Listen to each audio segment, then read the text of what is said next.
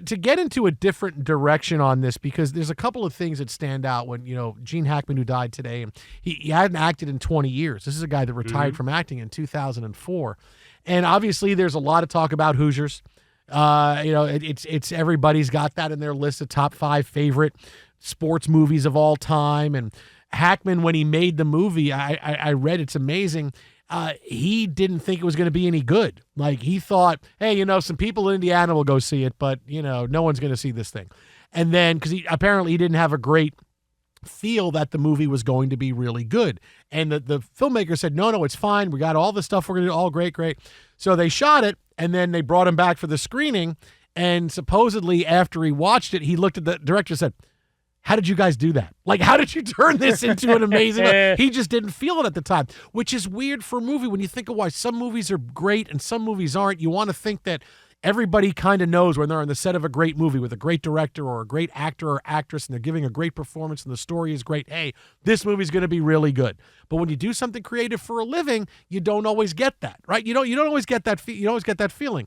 And still, here I am. I've been doing radio now for 20 years, and certain takes we have, certain ideas that go out on social media, I think, oh, this is going to be big and everybody's going to like this one and there's going to be a lot of attention to it. And I go, boy, how come that didn't gain any traction? And then something that we'll do that I thought that was okay how we did it, like our Wemby take from last week that had 2 million views. And I'm like, that's insane.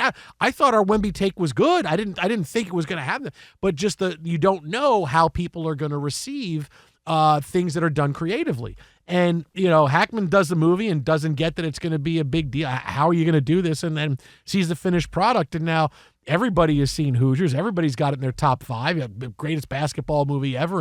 And clearly it's a movie I've seen of all of Gene Hackman's movies. I mean, clearly I've seen Hoosiers 50 times, 100 times, maybe. I don't know, that many, I don't know. Yeah, I hadn't watched it in a while. And today, I had some time as I was, working at the house and doing some stuff. Kids are out and doing their thing, is, all right, I'll go and I'll stream it. Well, it's not available for free.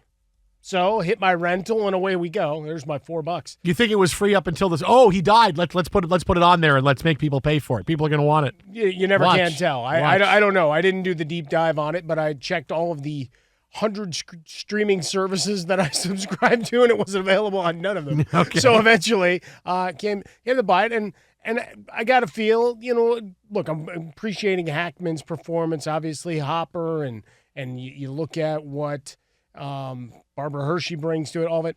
And part of me is like, I could see where Hackman didn't necessarily love it scene to scene as you go, but piece it together. It does tug, at a million different, commonalities that we have in our respective personal lives, their interaction with sport, right? And Barbara Hershey's character, I don't know about this basketball thing. Leave Jimmy alone. Well, she was Jimmy alone. She was a one-woman NIL in that movie. Yeah. Hey, Gene Hackman, you get to her, and you'll get Jimmy Chitwood. and he got to her, and Jimmy Chitwood starts playing. I've been waiting to do this since the morning I want him to tell her at the end of the movie, hey, so, we're playing for the state championship here. There's a lot of scouts here. He's going to get that basketball scholarship you said was never going to happen for him. That's why you didn't want him to play earlier in the film. Yeah, he's waiting to get out of the town. He didn't get the I hate to say I told you so moment. He did, but he didn't. What does she say? The only thing that comes through here is the train. The only thing that comes through Hickory is the train. Like, I got his to the state championship, and now he's going to go play in Butler. No, I would say all of it to say on the rewatch, the little one-liners that you forgot that don't get the same necessarily attention. Mm-hmm. And my favorite was by the end of the game, I want to know what flavor gum he's chewing. Yeah. Oh, yeah. The buddy. When he says that to Buddy. And then he gets back to the bench after he falls out, and he just looks up, doesn't say anything, just kind of gestures, makes the face. Dentine, yeah. But those moments, just so great. And even though Buddy, you don't know how he got back on the team. No. He's a guy that he kicked out of practice, right? But then the other kid comes back, and all of a sudden, when they're doing their montage, Buddy got back on the team. I guess Buddy decided to come back. No, but there's a whole subplot. What was that? One guy, his dad has to drag his ass back in. How about you? Yeah. Was it a little harder? I mean, what do we got here? Townspeople rose up against him? I don't know. That would have been another fun little scene or two to add. Now, that was my favorite line. If you want to my favorite line of Hoosiers is when he goes in for his first practice. practice, right? He says, does the whole, okay, let's see what kind of hand I've been dealt, right? And Chelsea Ross, who, great. who, went from coaching high school basketball to coaching Notre Dame, in Rudy. Yeah.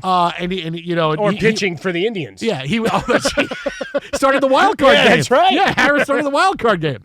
And they're sitting there because he was the coach the year before.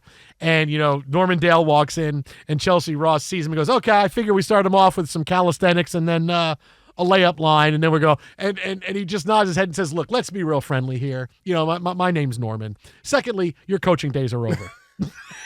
I was like, oh, that's my favorite line. And he gets really mad, and he goes, leave the ball. And he throws the perfect one bounce pass that he catches. Like, all right, let's go. He's like, hey, let's be real friendly. I'm in Indiana. He's a salt of the earth people. Let's be real friendly. My name's Norman. Secondly, your coaching days are over. So good. But like there's those interactions. Like the movie as a whole, there's parts where like, like we say, like, how does he come back? Like that's actually kind of important. Yeah. Important figure to what your team's doing. Yeah. But for Gene Hackman, I think the thing that came out, and I saw it in so many notices and releases that were put up either on X or through their publicists into larger news organizations. Almost every one of them included a line more or less saying, never a false note. Right? Never that moment where you caught him acting. Mm-hmm. Right? We watched The Birdcage just the other night. I was telling you, I sat down with Madeline and we had just watched that. So the timing, whatever. Because she goes, oh, he was so good in that. And she wanted to go down the rabbit hole before this news and had started watching, I think it was Enemy of the State that she picked. Oh, yeah. That was which is a great movie, and all of that. But just the number of actors and actresses, directors that just came back through with no false notes. Like, you never catch him. Like, he became whoever the everyman was, or the president, or the coach, whatever, that it all flows through. Because it's one of the things we talk about a lot, and we got the Oscars this weekend, and they're prepping LA for it, is the number of times either Demi Moore or insert actor or actress here. It's like, yeah, you were working really hard on that scene. Like, we saw your scene work on the screen, and not in a good way. Yeah, look, I'll give you, it's kind of a hot take. I think Gene Hackman was probably the most talented actor in Hollywood that's been in Hollywood. The most talented, because the guy could do everything: comedy, drama, hero, bad guy, anti-hero, lead roles, supporting roles. He could do it all. And he's memorable in every one of his roles. And not only that, he picked, I'm going to go through his filmography here in a second. He had about a 40-year career in Hollywood, because he didn't make it until he was 36, 37 years old, right? So he went from the late 60s and he stopped acting in 2004, right? So let's say he had a 40-year career. If you're in a 40-year career in Hollywood, like, I look and go, how many good movies does somebody do in that span? If you could say this movie was good and you were intent, not an average movie, like if this movie was good, right? You would say, okay, maybe 10 movies.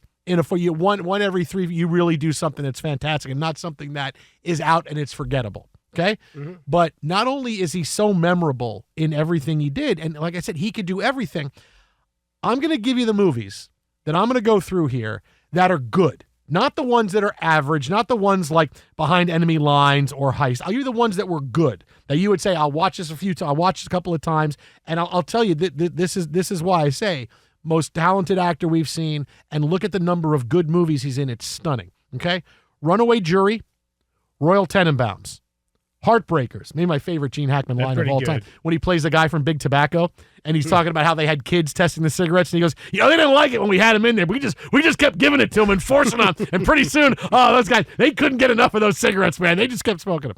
All right, so Heartbreakers, The Mexican, The Replacements, Enemy of the State, Ants, The Chamber, The Birdcage, Get Shorty. That's 10. And I'm only at 1995. Mm-hmm. Crimson Tide, Quick and the Dead, The Firm, Unforgiven, Class Action, Postcards from the Edge, Mississippi Burning, which is a movie you saw people talking about a lot today. Mm-hmm. He was phenomenal in that movie. No Way Out, he was in. Hoosiers. I'm already at 20, and I'm in 1986. We're at 20 movies. 20 good movies that he has done. Okay? I'll keep going. Reds. Superman and Superman 2 as Lex Luthor. French Connection 2. Young Frankenstein. The Conversation. I'm up over 25 now. Scarecrow, which he says was my favorite movie I did, him and Dustin Hoffman. And I forgot he was in the Poseidon Adventure. That was kind of fun. You know. And then, late 60s, he was in Downhill Racer with Redford. And I'm up over, and Bonnie and Clyde. Bonnie and Clyde, yeah. That's over 30 movies in a 40-year career that were good, where you could say, hey, man, that's a career highlight for me. And like I said, usually if you're if you're a big star, and I'm not saying, like, if you're a big star, if you're Cate Blanchett, if you are The Rock or whatever, you say, hey, okay, I was in 10 really good movies. Like, okay, no, you're an average. This is 30. This is almost a movie a year he did that you could say that movie was a big highlight this year, and Gene Hackman was in it, and he was fantastic. That's the kind of career he had, right? Like, everybody in Hollywood has different strengths, and we talk about titans of the industry and people who have some kind of impact on. But Gene Hackman, the fact that he could play any role, and he could do it, and it looks so easy. And as you said, you don't catch him acting. I never catch him acting, right? Other people who are in it, like you mentioned Demi Moore, I caught her acting the entire time in The Substance. Like, she was acting the entire time. But someone like Gene Hackman, who makes it so easy, and he amplifies the movies that he's in. I don't think it's a coincidence. I don't think he just picked these scripts. It's, hey, his presence in this movie helped elevate it to where it went from, hey, this is an average movie that's going to come to the cinema and go, to something that, hey, people are going to go back to this years and years later because he was just so good in it. That's the kind of career he had. Over 30 good movies in a 40-year career. Now, the last one is always dismissed, but Moose Part is actually a guilty pleasure of mine. It's just so silly. He's retired, hanging out with Ray Romano. Yeah, that one, honestly, Christine Baranski. I'm like, I thought Ray Romano would have been better. I thought he would have been funnier in that movie. Like, that's the whole thing. That's why I didn't say, well, because Welcome to Moose Part. I think everybody else carries it. Wow.